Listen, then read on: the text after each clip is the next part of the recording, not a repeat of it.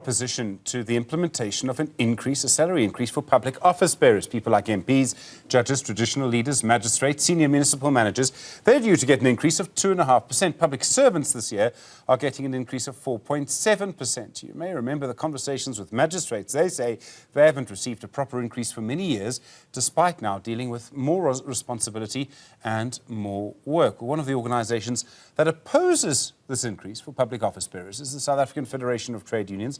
Their spokesperson is Trevor Shaku. Trevor, good afternoon to you.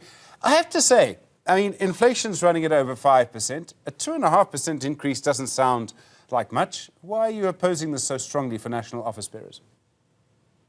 Look, we are opposing this increase because it is mainly the members of the opposition parties and those in government who have actually been advocating for the wage freezes of the public servants.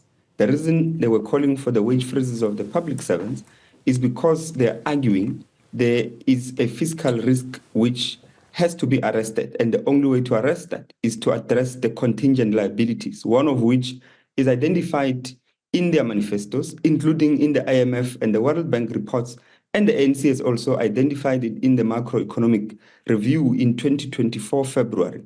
That the main of those contingent liabilities, apart from the SOEs, is the compensation bill for the public servants. So it can be that the same people who are arguing for the implementation of a wage freeze across the public service are now going to be getting an increase. And remember, the minuscule percentage that they may be getting, 2.5 averaged, is actually going to be a lot because they are already earning over millions of rands in salaries on an annual basis. So it is not even going to be constituting if you compare it with the 4.7%, which the public service workers got at the beginning of April, it is actually going to be a little bit more if you were to calculate it based on the average or the total amount that the public office bearers are already getting. Okay, so I understand that. And I wonder if maybe one of the problems with this, and this is not a problem you've created, is that too many different types of people are being lumped together. So you've got judges and magistrates, you've got members of parliament, you've got senior managers in municipalities. And so, for example, if you look at the issue of magistrates, I mean, they, I think, have a legitimate case. Their responsibilities have been increased and their salaries haven't. Their working conditions are not great. Do you think maybe we should separate judges and magistrates from other people? I mean, would you be happy, for example, for judges and magistrates to get this increase while members of parliament don't? Look, one, we have got to also look at the fact that there are benefits that accrue to some of these particular positions. And of course, I agree firstly with the fact that we need to disaggregate this category because the category lumps a lot of people into what we call the public office bearers. And the magistrates and the judges, of course, will also have different types of benefits. So we are saying that in addition to the fact that we are opposed to this because the very politicians are the ones who were arguing for the wage freeze of the public service workers, we're also saying that let's look at the benefit packages that these particular categories of leaders in different types of government spheres are getting. And for instance, if you start with the ministerial handbook, you'll realize that these people are actually getting a lot of money in various packages. One, it would be either domestic travel allowances, it would be travel and subsistence allowances, it will be security personnel allowances, and a number of other categories of benefits.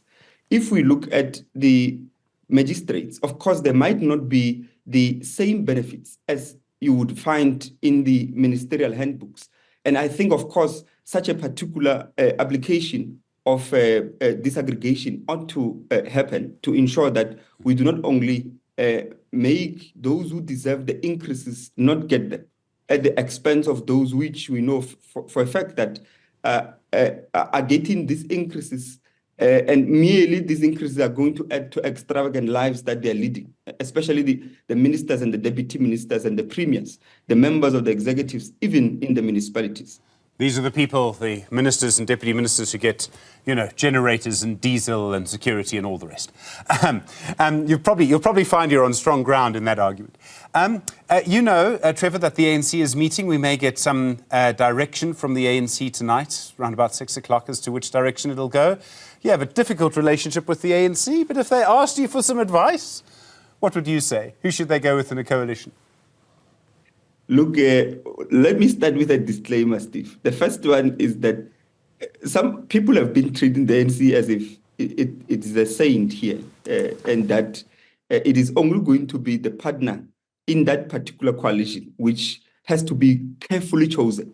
And that's problematic because it seeks to water down the problems that the ANC policies have and have created, but two, the constant and rampant corruption that we have witnessed under the governance of the African National Congress. So a disclaimer must be made first that even if we were to choose, let's say, EFF and maybe a smaller other party into that particular coalition, what remains and ought to be confronted is the fact that the macroeconomic policies of the African National Congress have been disastrous. They're not going to be disastrous because of a coalition, but have been disastrous. And proof is there for us to see these consequences in high unemployment, in high crime rate, in the number of students who are being financially excluded from universities, in the lack of spaces in higher education institutions because the universities do not have the capacity to accommodate all the learners who are leaving basic education into higher education, in the the corruption that has actually festered throughout the higher education sector, where procurement is used to loot and to self-enrich certain leaders. So these are the problems which, in our view, are within the ambit of the ANC itself.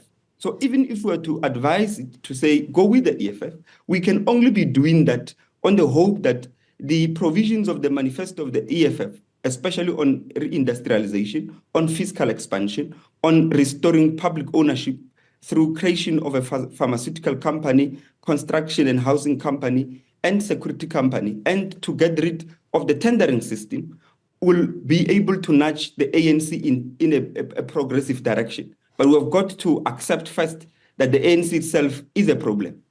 Trevor Shaku, thank you. Spokesperson for the South African Federation of Trade Unions. As I say, a difficult relationship with the ANC.